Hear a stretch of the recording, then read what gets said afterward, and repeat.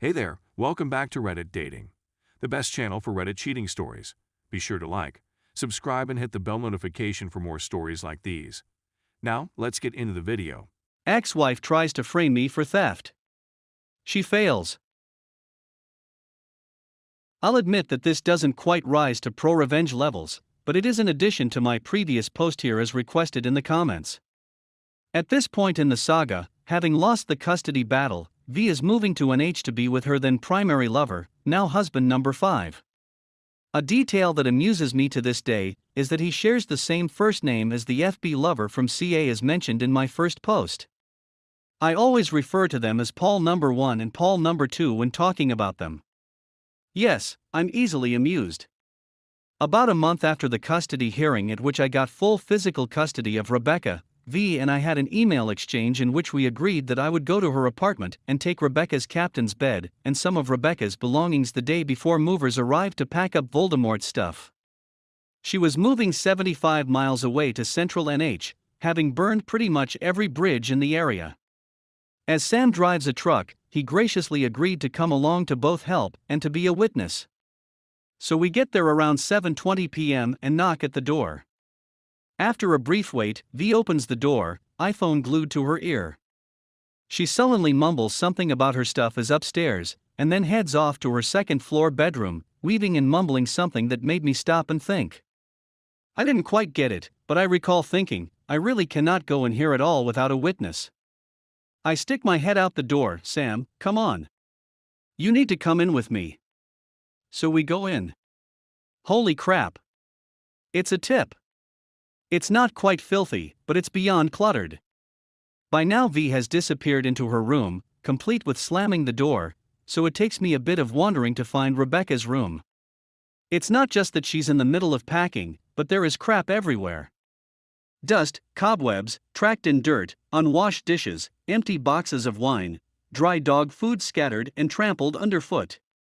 I could see that it's quite a nice place. An open living area with a balcony overlooking it, and lovely woodwork and exposed beams and inset shelves in the walls. An antique wood stove on a hearth is blazing away. Really, lots of potential. But a tip nonetheless. So Sam and I start gathering up Rebecca's stuff, and take some stuff out to the car. I realize we need an Allen wrench to take apart the bed, so I go out to the car to get one and come back in. In the lull in activity, she had come back into the living area, but went right back into her bedroom as we climbed the stairs, phone still glued to her ear. It takes a bit, but we finally get the bed taken apart, and have moved most of the stuff in Rebecca's room out to the front lawn. Without conferring, it's clear Sam and I both decided to get the stuff to the front lawn and worry about packing the vehicles after we're completely out of the house. It's at this point that it starts to get weird. Sam is carrying out the second to last load when V pops out of her bedroom door, looks out from the balcony, and says, "Why are you taking stuff out of my house?" Sam drops what he's carrying and exits the house. He knew what was up instantly. I come out of Rebecca's room, and V clearly didn't realize I was still there, and say, "You agreed via email that we would take Rebecca's bed tonight." She looks startled and says, "Is that Rebecca's stuff?" "Of course it is. You said her stuff was in her room." "Fine." She goes back into her bedroom. I take what I'm carrying and go outside. Sam says, "Dude, that's not right. We need to call the police." "You're absolutely right." I could tell that Sam was expecting me to object, and he does a double take when he realized he wasn't going to have to convince me. "Crowsville Police Department, you're on a recorded line." "Yes, hi, my name is Jack Crow, and I live at 321 Main Street here in Crowsville." While I'm talking to the police on the phone, I'm aware of V coming to the door and opening it, and becoming quite agitated as she realizes I'm talking to the police. By the time I finish the following explanation, she has slammed the door and is tromping around inside the living area, heatedly talking on her phone. I'm at my ex-wife's apartment getting some of my daughter's belongings as we had agreed to via email, and while I'm getting the last of the stuff out of the house, she suddenly asks, "Why are you taking stuff out of my house?" So in order to protect all parties, I'm asking that a police officer come by to verify with Ms. Crow that she agreed to this and that she is fine with what we have removed from the house. An officer will be right there, Mr. Crow. As I'm waiting for the officer to arrive, leaning nonchalantly against the front of Sam's truck, Sam is standing there next to me, just shaking his head. I'm going to call Marie and let her know what's going on. Right about here, V throws open the front door, muttering something about having not gotten all of Rebecca's stuff, and proceeds to deposit another laundry basket piled high with clothes and other items on the front stoop, and then disappears back inside. I start to whistle. Pop goes the weasel. Most of the stuff we moved is still sitting on the front lawn. We leave it there. After about 5 minutes, the officer arrives. He steps out of the patrol SUV, and I slowly approach him, arm extended to shake his hand. Good evening, officer, I'm Jack Crow. Evening, Mr. Crow, Ollie Johnson. We shake hands. I give him a brief explanation of the situation, and he comments that I was right to call him, and that he'll go speak to V. He's up there for about 2 minutes, and then he comes back down. You guys are good to go. We briefly chat with him, apologizing for having to get him involved, and he replies, no, you did the right thing. If a woman in MA says something bad about you, and you've got stuff dangling between your legs, you're going to be in trouble. I liked him a lot after that. We start loading the rest of the stuff, and he asks, how much more is in the house?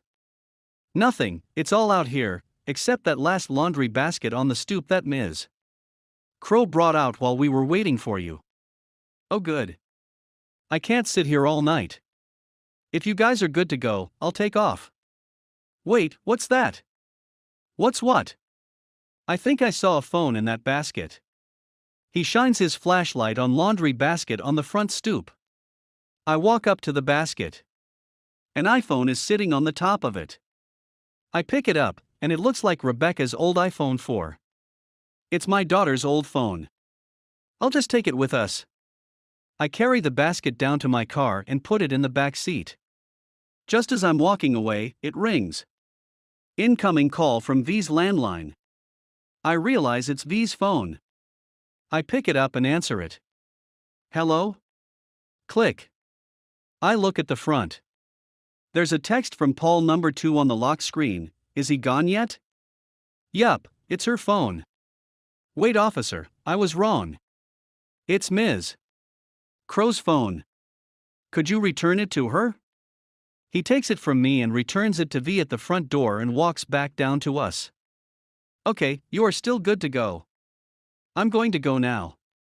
If you could, swing by again in 15 to 20 minutes. If we're still here, you might want to pull in and make sure we're still okay. Sounds good. You two take care. Not 5 minutes after he pulls out, and while we're still loading stuff, V again pops out of the front door, phone glued to her ear. Is the officer still here? No. Get him back. Why?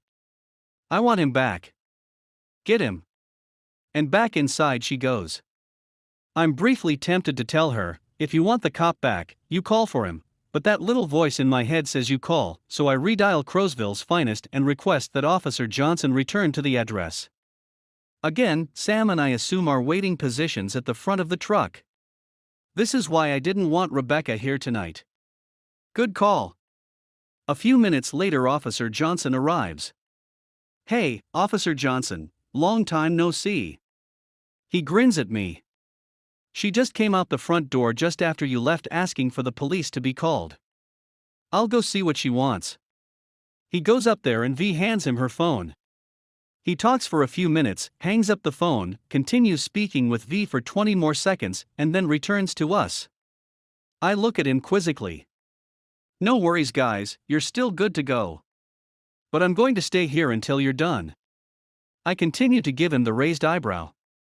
She wanted to accuse you of trying to steal her phone, but I pointed out to her that I was the one to notice it in the basket you hadn't touched yet, and that you were the one to ask me to return it to her. Her boyfriend asked if you could be made to wait until Sunday, but I told him no, they've got 3 more things to load and they're out of here. Just finish up, guys, we all want to get home where it's warm. We finished up and we all shook hands and got out of there.